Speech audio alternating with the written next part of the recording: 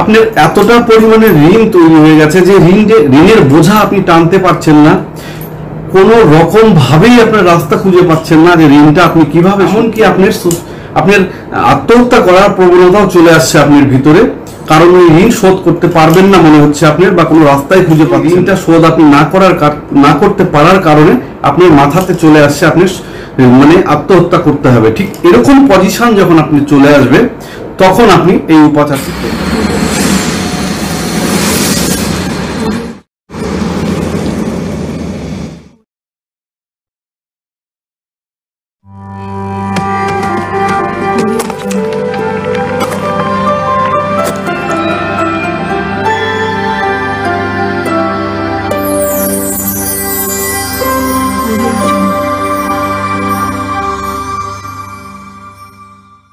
নমস্কার, আমি জ্যোতিষ ও তন্ত্রোক্ত শিব সাধক ও অঘোর সাধক আচার্য শ্রী শেখর শাস্ত্রী। আমার ফিউচার গাইডলাইন চ্যানেলের সময় সৌভাগ্য অনুষ্ঠানে আপনাদের সকলকে জানাই স্বাগতম। আজকে একটি বিশেষ উপাচার নিয়ে আপনাদের সামনে এসেছি।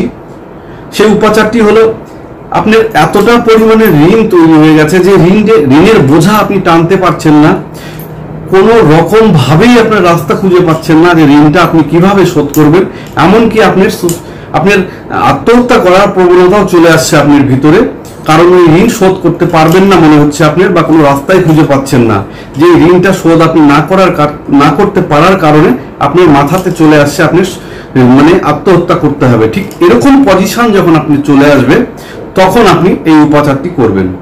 কি করতে হবে সেটি বলছি, মনোযোগ দিয়ে শুনুন। প্রত্যেক বৃহস্পতিবার সন্ধ্যাবেলা আপনি একটি পাত্রের মধ্যে একটু কর্পূর নেবেন, কর্পূরের মধ্যে 11টা লবঙ্গ নেবেন, ফুল সমেত লবঙ্গ। সেই ফুল সমেত লবঙ্গ ছাড়া কিন্তু হবে না, ফুল সমেত লবঙ্গ যেগুলো আছে সেই লবঙ্গগুলো 11টা নেবেন। নিয়ে আপনার মনের কামনাটা প্রথমে জানাবেন, জানানোর পর কর্পূরটাতে আগুন ধরিয়ে দেবেন। আগুন ধরিয়ে দিয়ে আপনি এই মন্ত্রটা 11 বার জপ করবেন।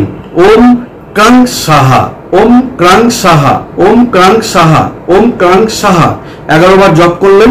জপ করার পর প্রথমে যে মনস্কামনাটি জানিয়েছিলেন সেই মনস্কামনাটি আবার জানাবেন, জানিয়ে প্রণাম করবেন।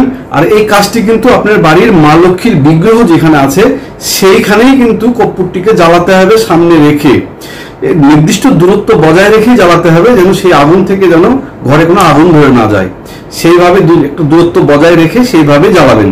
জ্বালানো হয়ে গেল, ওটা পুরো ছাই হয়ে গেল। সেই ছাইটা একটা কালো কাপড়ের মধ্যে বেঁধে, পুটলি বেঁধে কোনো একটি জায়গায় রেখে দেবেন।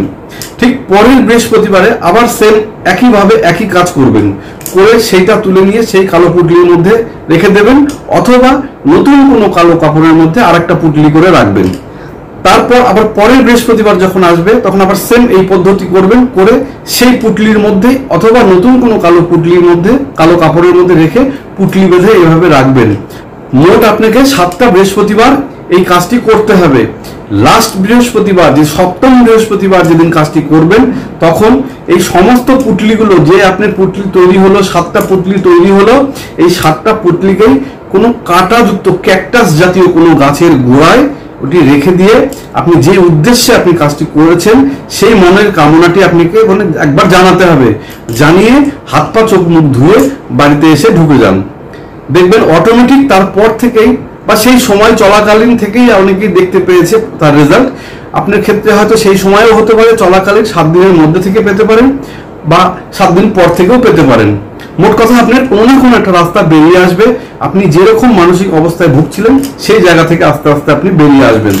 তো এই কাজটি করে যদি আপনার উপকার হয়, তাহলে আপনার বন্ধু বান্ধব, আত্মীয় স্বজন, শুভাকাঙ্ক্ষী প্রত্যেকের মধ্যে ভিডিওটা শেয়ার করে দেবেন, যাতে যাদের এই ধরনের সমস্যা আছে তারা নিজেদের সমস্যা নিজেরাই সমাধান করতে পারে, বা কোনো তান্ত্রিক, জ্যোতিষী, কবিরাজ কারো কাছে গিয়ে কোনো পয়সা নষ্ট করতে না হয়। আর আমার চ্যানেলটিকে সাবস্ক্রাইব করে দিবেন প্রচুর পরিমাণে, তাহলে কি হবে, আমার প্রচুর আপনাদেরকে এই সমস্ত জিনিস দেওয়ার উৎসাহ তৈরি হবে, বা সেইটা করে আপনাদের উপকার হবে। আর আমার চ্যানেলটিকে লাইক করে দেবেন আর বেল নোটিফিকেশনটি ক্লিক করে দেবেন।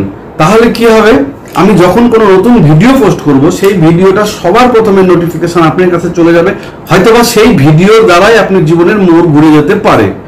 তো আজকে আমার অনুষ্ঠান আমি এখানে শেষ করছি, পরবর্তী অনুষ্ঠানে আবার দেখা হবে। সকলে ভালো থাকবেন, সকলের মঙ্গল কামনা করে এখানে শেষ করলাম। নমস্কার।